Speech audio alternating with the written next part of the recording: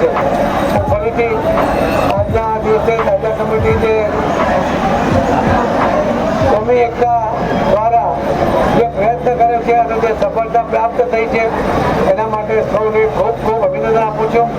સુરત શહેરનું આ વાતાવરણ કાયમ જળવાઈ રહે, પોલીસ તો કાયદોની વ્યવસ્થા જાળવવાની એમની જવાબદારી છે, એ તો જો સીધી રીતે ન માને તો દંડ પણ ચલાવશે, પરંતુ એવી જરૂર ન પડે। એમને સપોર્ટિવ રહીએ કે આપણા બચાવ માટે છે, આપણા માટે છે, એ જો આપણે ધ્યાનમાં રાખીશું તો આપણી રક્ષા માટે કામ કરનારી પોલીસને પણ આપણી વધારે અનુકૂળતાથી એ આપણી રક્ષા કરી શકશે।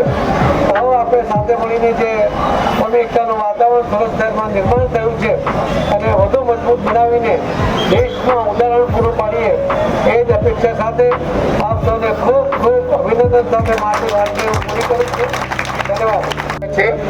અને પરેશભાઈ છે એટલા જ અમે બોલવા માંગીએ છીએ કે સુરત જો આજે વિકાસના લાઈનમાં જે રીતે જો હરણફાળ ભળે છે, કરે છે, આગે વિકસિત થાય છે, એના માટે કોમી એકતા બહુ મોટો આપણો પાયો છે। આ પાયો બના રહે છે। તમામ કોમના લોકો સુરતમાં હળી મળીને રહે અને સુરત વિકસિત કરતા રહે એ બધાના શુભેચ્છા અને આભાર પણ માનું છું આ બધા લોકોના સહકાર માટે। Thank you. જય હિન્દ, જય ભારત। આજે જેનો જન્મ થયો છે એમને અભિનંદન આપીએ। भाई कितना अच्छा दिन मिला हमको। दुआ करते हैं उनका तंदुरुस्ती हो और माँ और उनकी फैमिली खूब खुश रहे। आज हमारी ऐसे अच्छे दिन के दिन